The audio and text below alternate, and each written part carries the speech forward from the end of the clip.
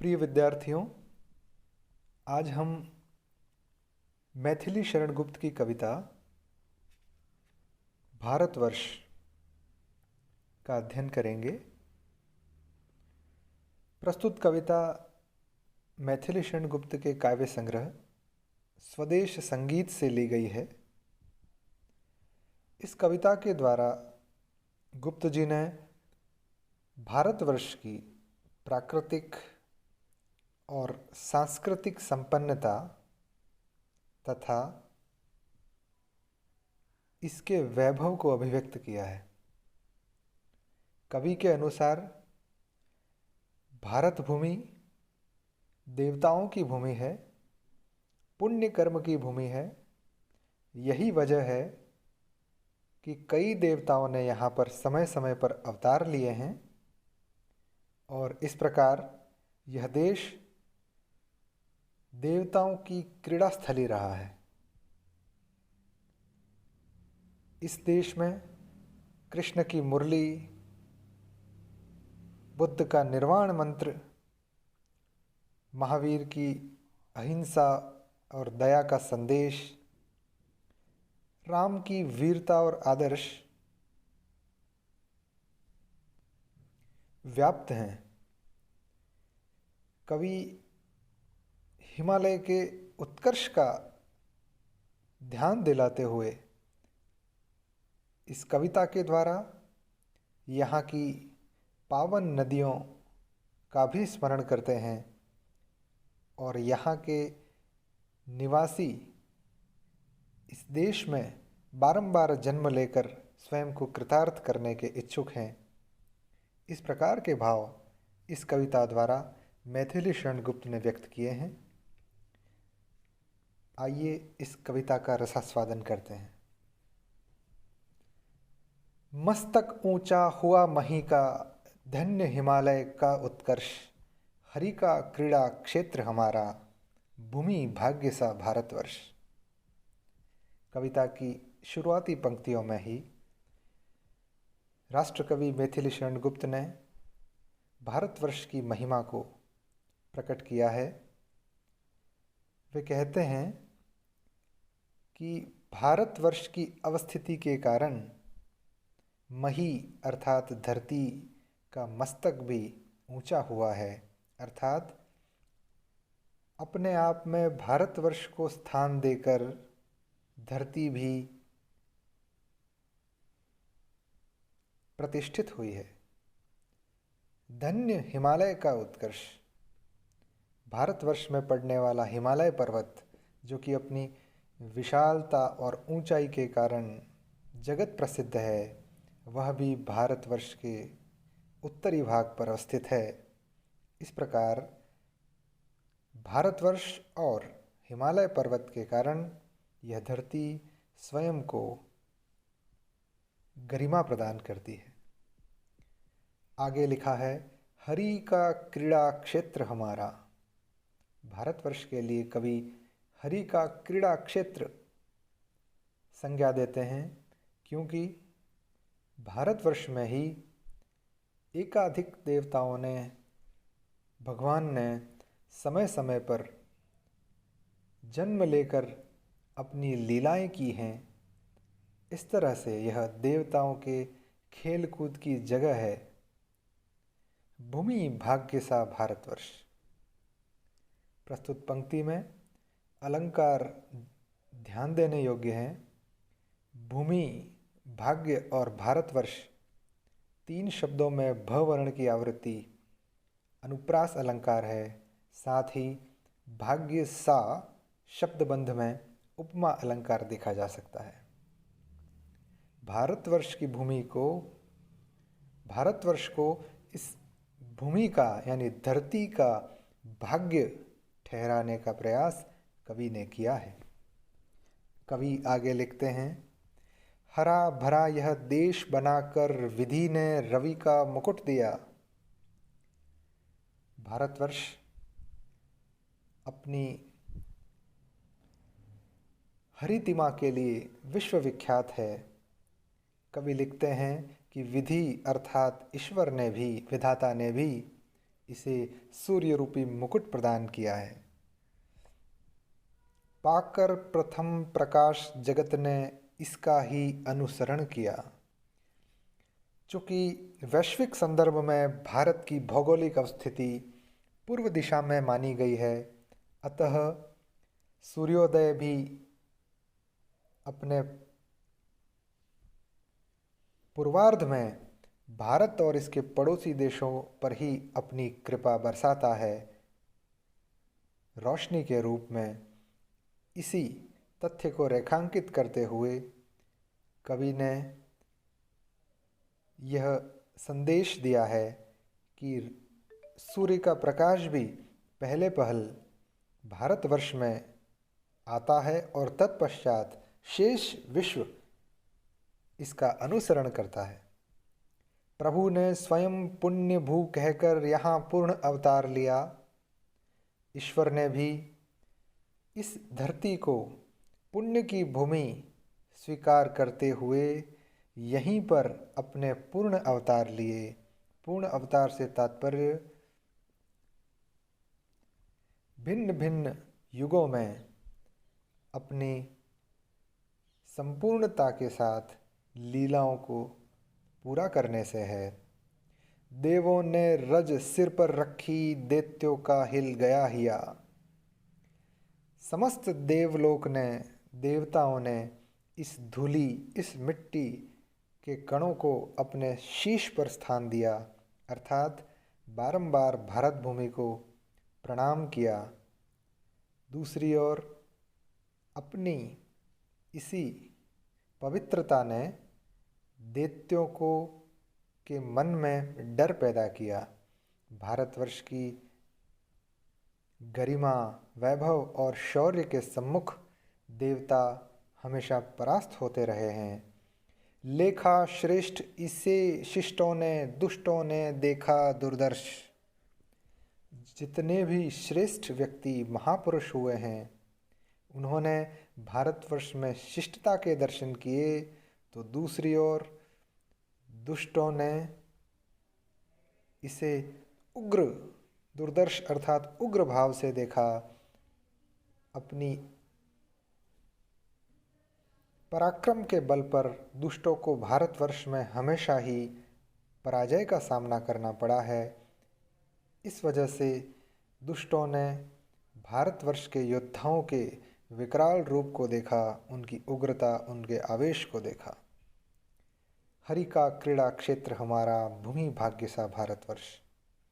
यह कविता की शुरुआती पंक्ति है, जो कि बार बार प्रत्येक पद के अंत में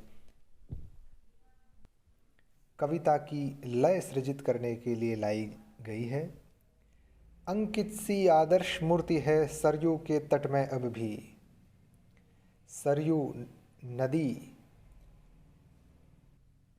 की गरिमा का बखान करते हुए कवि ने राम जन्म को संदर्भित करते हुए सरयू के पावन तट पर राम के आदर्श मूर्ति साकार रूप को स्वीकारा है।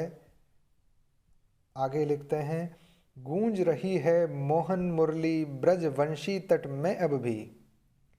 दूसरी ओर ब्रज प्रदेश में वंशी वट में, वट वृक्ष के नीचे मोहन की मुरली अर्थात श्री कृष्ण की मुरली आज भी गुंजायमान है। लिखा बुद्ध निर्वाण मंत्र जय पाणी के तुपट में अब भी। गौतम बुद्ध ने अपने निर्वाण मंत्र अर्थात केवल्य प्राप्ति के ज्ञान के द्वारा जयपाणी अर्थात जापान, केतुपट अर्थात ध्वजा, भारत और इसके सीमावर्ती देशों में गौतम बुद्ध के निर्वाण मंत्र का जिस तरह विस्तार हुआ है, वह एक ध्वजा की भांति है।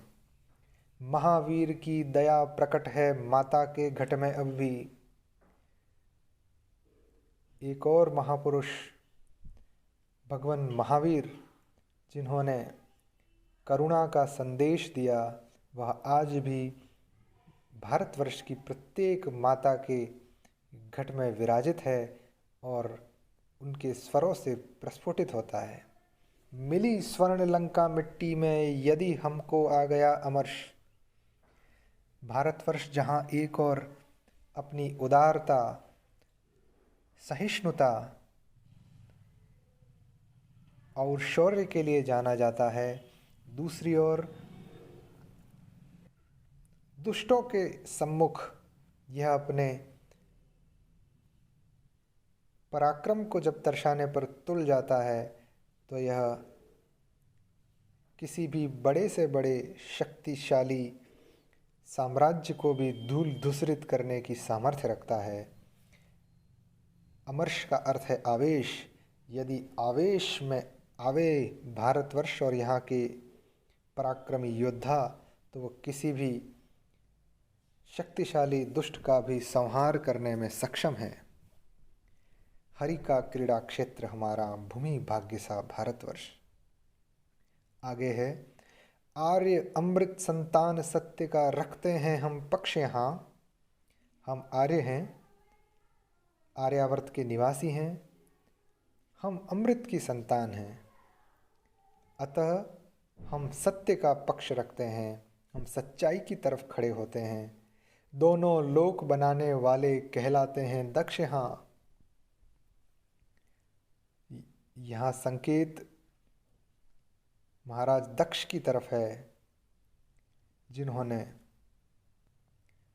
इस भूलोक में ही स्वर्ग की संकल्पना करते हुए इस धरती लोक को दोनों लोकों से युक्त कर दिया था।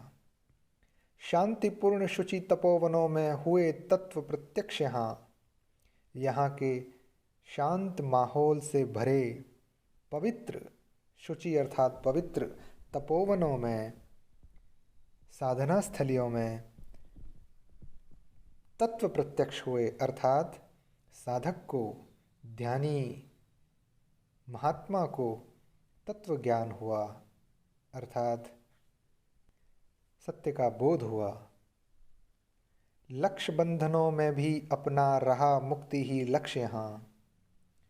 यहाँ लक्ष्य लक्ष्य की 2 बार आवृत्ति है और यमक अलंकार का सुंदर उदाहरण है। पहला लक्ष्य लाख के लिए और दूसरा लक्ष्य अर्थात निश्चित की गई मंजिल की तरफ अर्थ देता है। हम लाख बंधनों में भी हों तब भी मुक्ति ही हमारा ध्येय रहा है। जीवन और मरण का जग ने देखा यही सफल संघर्ष। जीवन और मृत्यु जो कि शाश्वत सत्य हैं, भारतवर्ष के महापुरुषों और यहाँ के निवासियों ने जीवन का श्रेष्ठतम रूप और दूसरी ओर मृत्यु का वर्ण करते समय भी उसी उदात्तता का परिचय दिया। इस प्रकार जीवन और मृत्यु का एक सफल संघर्ष भारत भूमि पर देखा जा सकता है। हरि का क्रीड़ा क्षेत्र हमारा, भूमि भाग्य सा भारतवर्ष। अगला पद है, मलय पवन सेवन करके हम नंदनवन बिसराते हैं। भारतवर्ष में मलयानील से आने वाली शीतल समीर हवा को महसूस करके हम नंदनवन तक को बिसरा जाते हैं। नंदनवन यहाँ स्वर्ग की भोग विलासिता के लिए प्रयुक्त हुआ है कि इस भारतवर्ष के मलय पर्वत से चलने वाली हवाओं के समक्ष स्वर्ग के आनंद भी कहीं नहीं ठहरते। हव्य भोग के लिए यहाँ पर अमर लोग भी आते हैं। हव्य अर्थात हवन और भोग, हवन का लाभ लेने के लिए अमर अर्थात देवलोक से भी लोग यहाँ पर आते हैं। मरते समय हमें गंगा जल देना याद दिलाते हैं। भारतवर्ष में यह परंपरा रही है कि मृत्यु के निकट व्यक्ति को गंगा जल ग्रहण करवाया जाता है और यह मान्यता है कि गंगा जल के स्पर्श से व्यक्ति उत्तम गति को प्राप्त करता है। वहाँ मिले न मिले फिर ऐसा अमृत जहाँ हम पाते हैं। मृत्यु के पश्चात सुरलोक में संभव है कि ऐसा अमृत तुल्य द्रव प्राप्त न हो। इसी अपेक्षा से इस लौकिक जगत में ही मृत्यु के समय पर गंगा जल का स्पर्श कर उसे ग्रहण करने के भाव भारतवासियों के मन में रहते हैं। कर्म हेतु इस धर्म भूमि पर लें फिर हम जन्म सहर्ष। भारतवर्ष में जन्म लेना, अपने निर्धारित कर्म करना और धर्म की राह पर चलने का गौरव इतना उच्च स्थान का अधिकारी है कि प्रत्येक भारतवासी बारंबार इस भूमि पर जन्म लेकर प्रसन्नता का अनुभव करता है। हरि का क्रीड़ा क्षेत्र हमारा, भूमि भाग्य सा भारतवर्ष।